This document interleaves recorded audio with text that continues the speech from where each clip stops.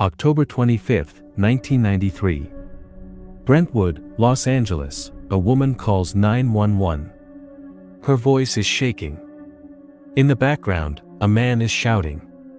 Breaking things.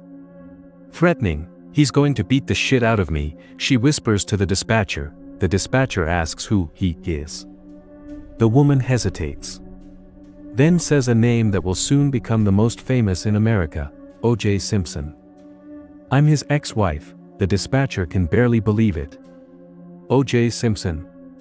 The football legend. The movie star. The man everyone loves, police respond. They find O.J. in his car outside the house. They tell him to leave. He does. No arrest. No charges. Just a warning, this is the 8th time Nicole Brown Simpson has called 911 about O.J. The 8th time police have responded to reports of domestic violence. Nothing ever happens to him. He's O.J. Simpson. Heisman Trophy winner. NFL Hall of Famer. America's favorite pitchman, who's going to arrest O.J.? 7 months later, Nicole Brown Simpson will be dead. Stabbed dozens of times outside her Brentwood condominium. Her friend Ronald Goldman, who happened to be returning her mother's glasses, will be killed with her, and O.J. Simpson will be accused of their murders. The trial will last 9 months. It will be broadcast live, every day. It will divide America along racial lines. It will expose LAPD corruption. It will reveal how money buys justice, and it will end with a verdict that shocked half the country and vindicated the other half. On October 3, 1995, after less than 4 hours of deliberation, the jury will find O.J. Simpson not guilty, but in a civil trial 2 years later, a different jury will find him liable for the deaths. They'll order him to pay $33.5 million in damages. Criminal trial, not guilty. Civil trial, liable. How can both be true? 30 years later, the question still divides people. Did O.J. Simpson get away with murder? Or was he the victim of a racist police force planting evidence? Was it about justice? Or was it about race? This is the trial of the century. The case that changed how America thinks about celebrity, race, and the legal system. Welcome to Case Unknown, where we investigate the crimes that changed nations, the cases that exposed hidden evils, and the stories that demand to be told. Last episode, we took a break with D.B. Cooper, a mystery with no victims. Today, we return to the heavy cases, a double murder that shocked America. A trial that exposed systemic corruption. And a verdict that still divides people along lines of race, class, and belief. This is the O.J. Simpson trial. Not just a celebrity murder case, but a referendum on American justice itself. What happens when celebrity meets crime? When race meets evidence? When corruption meets truth? You're about to find out. This episode discusses domestic violence, murder, and systemic issues within law enforcement. We'll examine evidence, legal strategy, and the racial dynamics that define this case. We present multiple perspectives without taking a definitive stance on guilt or innocence, because this case asks questions that have no easy answers. June 12, 1994. Shortly after 10 p.m. Bundy Drive, Brentwood, Los Angeles, Nicole Brown Simpson returns home from dinner with her family. Her children, Sydney, 8, and Justin, 5, are already asleep upstairs. It's a quiet Sunday night. Sometime between 10:15 and 10:40 p.m., someone approaches Nicole's condominium. Brutally attacks her. Stabs her multiple times. Nearly decapitates her. Ronald Goldman, a 25-year-old waiter and aspiring actor, happens to arrive at the same time. He's returning glasses Nicole's mother left at the restaurant. Wrong place, wrong time. He's killed too. Multiple stab wounds. Defensive wounds on his hands. He fought back. At 12:10 a.m., Nicole's dog, an Akita, is found wandering the neighborhood. Barking. Agitated. Its paws are bloody. A neighbor follows the dog back to Nicole's condominium. What he sees will haunt him forever. 2 bodies. Blood everywhere. Nicole at the bottom of the stairs. Ron nearby. The scene is so brutal, so violent, that even experienced LAPD detectives will later say it's one of the worst they've ever seen. Police are called. They arrive. They secure the scene. And they make a decision that will become one of the most controversial aspects of this entire case. They go to O.J. Simpson's house to notify him of his ex-wife's death. It's 5 a.m. when Detective Mark Furman and 3 other detectives arrive at O.J.'s Rockingham estate. No one answers. They see what appears to be blood on O.J.'s white Ford Bronco parked outside. They make another decision. They jump the fence. Enter the property without a warrant. Citing exigent circumstances, concerned that something happened to O.J. too, they find a bloody glove behind the guest house. It matches a glove found at the murder scene. They wake O.J.'s houseguest, Cato Kalin. They eventually reach O.J. by phone in Chicago, where he'd flown late the night before for a business trip. O.J. immediately flies back to Los Angeles. He's questioned. He has a cut on his hand. He says he broke a glass in Chicago when he heard about Nicole's death. Police are suspicious. On June 17, 1994, 5 days after the murders, LAPD announces they're charging O.J. Simpson with 2 counts of murder. They order him to surrender. O.J.'s lawyer tells police O.J. will turn himself in by 11 a.m. 11 a.m. comes and goes. No O.J. At 2 p.m., O.J.'s lawyer reads a rambling letter O.J. wrote. It sounds like a suicide note. Don't feel sorry for me. I've had a great life. Please think of the real O.J. and not this lost person. Police issue an APB. All points bulletin. O.J. Simpson is a fugitive, and then, at 6:45 p.m., someone spots O.J.'s white Ford Bronco on Interstate 5. O.J. is in the back seat. His friend Al Cowlings is driving. O.J. has a gun to his own head. What happens next is surreal. Police follow but don't stop the Bronco. News helicopters broadcast it live. People gather on overpasses, cheering. Some hold signs, "Go O.J." For 2 hours, the Bronco drives slowly on LA freeways. 95 million Americans watch live on TV. It's the most watched event in television history at that point. Finally, at 8 p.m., the Bronco pulls into O.J.'s driveway. SWAT teams surround it. After negotiations, O.J. surrenders. Peacefully, he's arrested. Charged with 2 counts of first-degree murder. Held without bail, the case that will dominate American media for the next year has officially begun. The prosecution's case seems overwhelming. Let me walk you through their evidence. Physical evidence: the gloves, a bloody glove found at the murder scene. A matching glove found at O.J.'s house. Both are rare Eris light isotoner gloves, size extra large. Nicole had purchased them for O.J. in 1990. Blood evidence: blood at the crime scene matches O.J.'s DNA.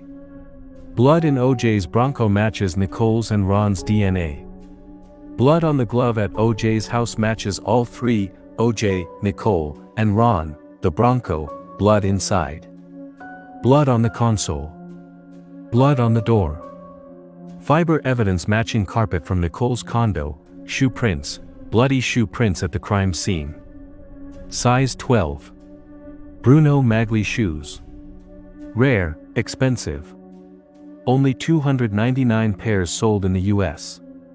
O.J. wore size 12, timeline, O.J. has no solid alibi for the time of murders, 10:15 to 10:40 p.m. He claims he was home alone, getting ready for his Chicago flight. Cato Kalin heard thumps outside around 10:45 p.m. Motive: O.J. and Nicole had a history of domestic violence spanning years. October 1993, Nicole calls 911. O.J. is breaking into her house. 1989, O.J. pleads no contest to spousal battery. Gets counseling, community service. Nicole's diary documents multiple instances of abuse. Friends say O.J. was jealous, possessive, stalking Nicole after their divorce. Timeline of June 12, 6:30 p.m., O.J. attends daughter's dance recital. Doesn't sit with Nicole's family, 8:30 p.m., returns home, 9 p.m., Cato and OJ go to McDonald's, 10:15 to 10:40 p.m., murders occur, exact time uncertain, 10:45 p.m., Cato hears thumps outside his room, 10:55 p.m., limo driver arrives to take OJ to airport. Doesn't see OJ, rings bell repeatedly, 11 p.m., limo driver sees figure in dark clothes enter house, 11:15 p.m., OJ answers, says he was sleeping, 11:45 p.m., OJ's flight departs for Chicago, the prosecution argues, OJ killed Nicole and Ron between 10:15 to 10:40 p.m. Returned home. Changed clothes. The thumps Cato heard. OJ disposing of evidence, it seems airtight. The DNA evidence alone should be conclusive. This is 1994, DNA evidence is relatively new but scientifically solid, so how did OJ get acquitted? Enter the dream team. OJ assembles the most expensive, most talented defense team in American history. They call it the Dream Team. Johnny Cochran, lead attorney. Brilliant, charismatic, master of the courtroom, Robert Shapiro, high-profile criminal defense attorney, F. Lee Bailey, famous defense attorney, cross-examination expert, Alan Dershowitz, Harvard law professor, appellate specialist, Robert Kardashian, OJ's close friend, yes, that Kardashian family, Barry Scheck and Peter Neufeld, DNA experts, founders of the Innocence Project. This team costs millions. OJ sells assets to pay them. But he has the resources. Most defendants don't. The Dream Team strategy is multi-layered and brilliant. Strategy 1, undermine the evidence. Barry Scheck systematically attacks the DNA evidence. Not the science, the collection and handling. Blood samples were stored improperly, collection procedures were sloppy, chain of custody was broken, possible contamination. He plants doubt. What if the evidence is compromised? What if results are unreliable? Strategy 2, the LAPD conspiracy. The defense argues police planted evidence. Why? Racism. Corruption. They wanted to frame OJ, their star witness for this theory, Detective Mark Furman. Furman is the detective who found the glove at OJ's house. He testifies he found it there. He denies being racist. He denies ever using racial slurs. Then the defense plays tapes. Recordings of Furman from interviews years earlier. He uses racial slurs repeatedly. He brags about planting evidence in other cases. He describes beating suspects. The tapes are devastating. Furman is exposed as a racist liar. The defense argues, if Furman lied about using slurs, what else did he lie about? Did he plant the glove? Strategy 3, make it about race. Johnny Cochran, in his closing argument, makes the case explicitly about race and LAPD corruption. If you can't trust the messenger, you can't trust the message. He compares Furman to Hitler. He tells the predominantly black jury that acquitting OJ is a way to send a message to the LAPD, we will not tolerate racist police. Strategy 4, the glove. In one of the most famous moments in trial history, prosecutor Christopher Darden makes a fateful decision. He asks OJ to try on the bloody gloves in front of the jury. OJ struggles. The gloves appear too small. He can't get them on, they don't fit. OJ's lawyer says, Cochran uses this in closing, if it doesn't fit, you must acquit. Later, experts note, the gloves had been soaked in blood, frozen, thawed. Leather shrinks. OJ was also wearing latex gloves underneath. And he may have been making his hands larger by spreading his fingers, but the damage is done. The jury saw it. The gloves didn't fit. Strategy 5, reasonable doubt. The defense doesn't have to prove OJ is innocent. They just have to create reasonable doubt, and they do. Relentlessly, sloppy evidence collection. Doubt, racist cop involved. Doubt, gloves don't fit. Doubt. Complex DNA science the jury doesn't fully understand. Doubt, after 9 months, the longest trial in California history at that time, both sides rest. The jury deliberates for less than 4 hours, October 3, 1995. 10 a.m. Pacific Time, the verdict is about to be read.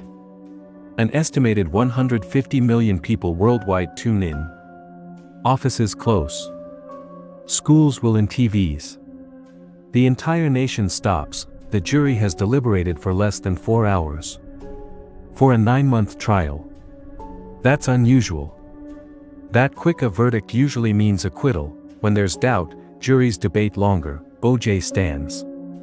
The jury forewoman hands the verdict to the clerk. We the jury in the above entitled action find the defendant, Orenthal James Simpson, not guilty of the crime of murder. The courtroom erupts. O.J. mouths, "Thank you," to the jury. His defense team celebrates. The Goldman and Brown families are devastated. America's reaction splits along racial lines, shockingly so. Polls show 85% of Black Americans agree with the verdict. Polls show 70% of white Americans believe O.J. is guilty. Why such a divide? For many Black Americans, the verdict isn't about whether O.J. did it. It's about not trusting the LAPD. About payback for decades of racist policing. About Rodney King, beaten by LAPD just 3 years earlier. About centuries of injustice. For many white Americans, the verdict is incomprehensible. The evidence was overwhelming. How could the jury ignore it? But there's something most people don't know about that jury. The jury was sequestered for 265 days. Locked in a hotel. Cut off from families. They were stressed, angry, desperate to go home. Some legal analysts believe they rushed to a verdict just to end their ordeal. Also, the jury was predominantly Black. By design. The defense used jury selection strategically. They wanted jurors who would distrust the LAPD, and it worked. O.J. walks free. Legally, he's innocent. The criminal justice system has spoken, but the Brown and Goldman families aren't done. In 1996, the families of Nicole Brown Simpson and Ronald Goldman file a civil lawsuit against O.J. Simpson for wrongful death. Civil trials have different rules: lower burden of proof, preponderance of evidence, versus beyond reasonable doubt. Defendant can be compelled to testify. Different jury. O.J. is forced to testify. 4 days. Under oath. He contradicts himself. He's evasive. He looks bad. The civil trial allows all the evidence the criminal trial had, but the defense has far fewer resources. O.J. has spent millions on the criminal trial. He can't afford the dream team again. On February 4, 1997, the civil jury reaches a verdict: liable for the wrongful death of Nicole Brown Simpson and Ronald Goldman. They award $8.5 million in compensatory damages and $25 million in punitive damages. Total, $33.5 million.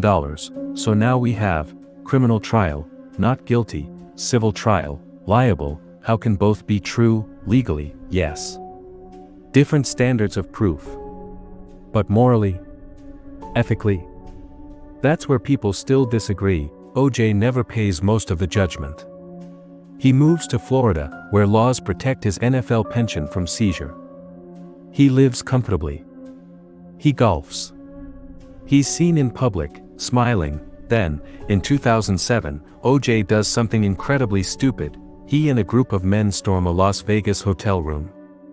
They're trying to recover sports memorabilia O.J. claims was stolen from him. They have guns. It's armed robbery. O.J. is arrested, tried, and convicted. On October 3, 2008, exactly 13 years to the day after his murder acquittal, he's sentenced to 33 years in prison. Many see this as cosmic justice. The civil judgment was $33.5 million. The sentence is 33 years. Coincidence? The judge says yes. Others aren't so sure. O.J. serves 9 years. He's released on parole in 2017. He lives quietly in Las Vegas until his death on April 10, 2024, from cancer. He's 76 years old. To his death, he maintains his innocence. He never confesses. Never shows remorse. 30 years later, we're left with questions that still divide people. Did O.J. do it? The evidence is overwhelming: his blood at the scene, victim's blood in his car and house, matching gloves, history of domestic violence, no alibi, motive, but the defense raised doubt, possible evidence planting, Furman's racism and lies, sloppy police work, gloves didn't fit, most legal experts believe OJ did it. But the prosecution botched the case, and the LAPD's corruption made conviction impossible. Was the verdict about race? Yes and no. For the jury, it was likely about not trusting the LAPD.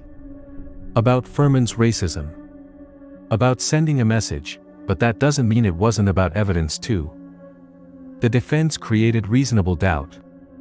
Legally, that's enough to acquit. Was justice served? That depends on your definition of justice, legal justice. OJ was acquitted. The system worked as designed, moral justice. 2 people are dead. Their families never got closure. OJ lived freely for decades, social justice. The trial exposed LAPD corruption. Forced conversations about race and policing. What did we learn? Money buys better justice. OJ could afford the dream team. Most defendants get overworked public defenders, celebrity matters. Would an unknown black man get the same jury sympathy? Would an unknown white man? Domestic violence is ignored. Nicole called 911 8 times.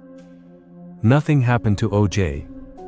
If police had taken it seriously, would she still be alive? Media turns trials into entertainment. The OJ trial invented 24-hour coverage. Court TV exploded. Trials became shows. Corruption undermines justice. Even if OJ did it, and most believe he did, Furman's racism gave the defense ammunition. Bad cops hurt prosecutions. The O.J. Simpson trial was never just about O.J. Simpson, it was about race and justice in America. About wealth and celebrity. About domestic violence ignored.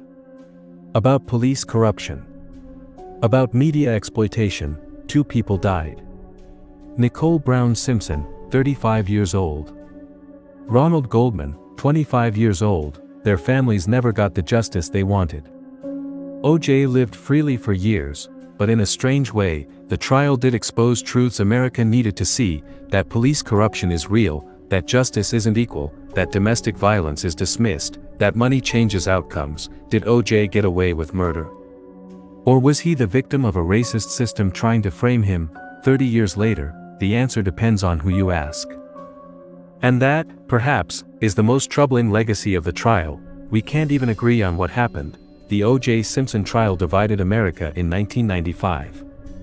It still divides us today. This is Case Unknown, where we investigate cases that expose uncomfortable truths about our systems, our culture, and ourselves. If this case made you think about justice, about race, about how the legal system works, that's the point. These questions don't have easy answers. Next episode on Case Unknown. Tease next case. Until then, remember, the unknown is only unknown until someone asks the right questions, and sometimes, the questions reveal more than the answers ever could. This is Case Unknown.